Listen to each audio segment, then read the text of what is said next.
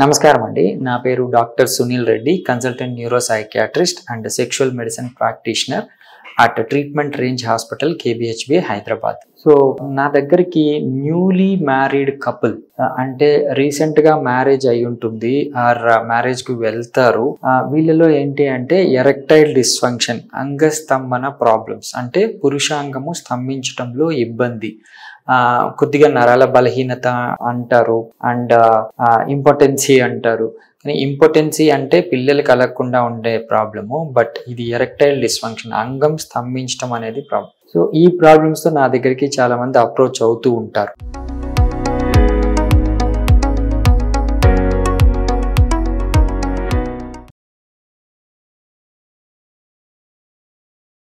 Clear గా చెప్పాలి అంటే యాజ్ ఏ కపుల్ మన దగ్గరికి అప్రోచ్ అయినప్పుడు వాళ్ళకి ఈజీగా మనం సొల్యూషన్ చెప్పచ్చు. బేసికలీ భయపడతారు, బట్ యాజ్ ఎ కపుల్ వచ్చినప్పుడు ఈ సెక్షువల్ ఎడ్యుకేషన్ కూడా వాళ్ళకి దొరుకుతుంది.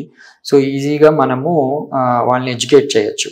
సో ఈ erectile dysfunction newly married couple, going couple కి ఎందుకు ఇబ్బంది పడతారు అంటే ఫస్ట్ యాంగ్జైటీ. ఇందులో ఫస్ట్ ఇది లైఫ్ టైం థింగ్ కాబట్టి వాళ్ళు ఆలోచన వల్ల కావచ్చు, ఆందోళన వల్ల కావచ్చు, ఎలా పర్ఫామ్ చేస్తామో అన్న ఇది కావచ్చు, పార్ట్నర్ సాటిస్ఫాక్షన్ ఇష్యూస్ కావచ్చు, ఎదుటి పార్ట్నర్ యాటిట్యూడ్ కావచ్చు, ఇవన్నీ ఇష్యూస్ ఉంటాయి ఎర్లీ మ్యారేజ్, యంగ్ కపుల్ కదా. సో వీళ్ళు ఏంటి అంటే డిజైర్ ఉంటుంది, అంటే సెక్స్ చేయాలన్న కోరిక బాగా ఉంటుంది, బట్ దానికి తగ్గట్టు అంగం స్తంభించదు అండ్ టైం ఎక్కువ ఉండదు. సో వీటిల్ని ప్రిమెచ్యూర్ ఎజాక్యులేషన్ కావచ్చు, పర్ఫార్మెన్స్ యాంగ్జైటీ కావచ్చు, ఎరెక్టైల్ డిస్ఫంక్షన్ కావచ్చు, ఈ సెక్షువల్ డిస్ఫంక్షన్స్ అన్నిటినీ వీళ్ళు మ్యారీడ్ కపుల్లో ఫేస్ చేస్తూ ఉంటారు.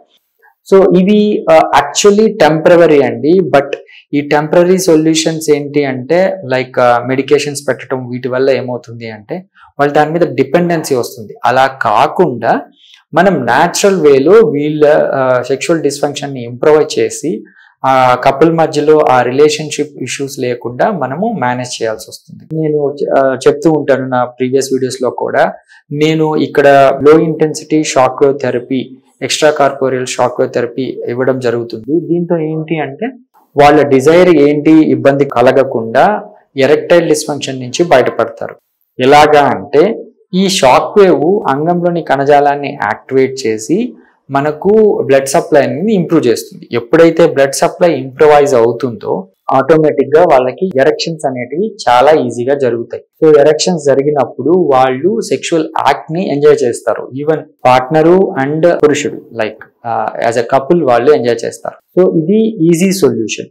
కాకపోతే వాళ్ళకి అందరికీ ఒకేలాగా కాకుండా వాళ్ళకి ఏమైనా డిస్ఫంక్షన్స్ ఉన్నాయా మనం ఎగ్జామిన్ చేయాల్సి వస్తుంది. అంటే ఫిజికల్ ఎగ్జామినేషన్ కావచ్చు, బ్లడ్ టెస్ట్, హార్మోనల్ ఎగ్జామినేషన్స్, అంటే పురుషతత్వానికి సంబంధించిన హార్మోన్స్ ఎలా ఉన్నాయని కావచ్చు. ఈ ఎగ్జామినేషన్, మినిమం ఎగ్జామినేషన్ చేసి వాళ్ళకి షాక్ వేవ్ థెరపీ ఇవ్వడం జరుగుతుంది అండ్ ఈజీగా వాళ్ళు రికవర్ అవుతారు. దీన్ని యూజ్ చేసుకోగలరు. Thank you.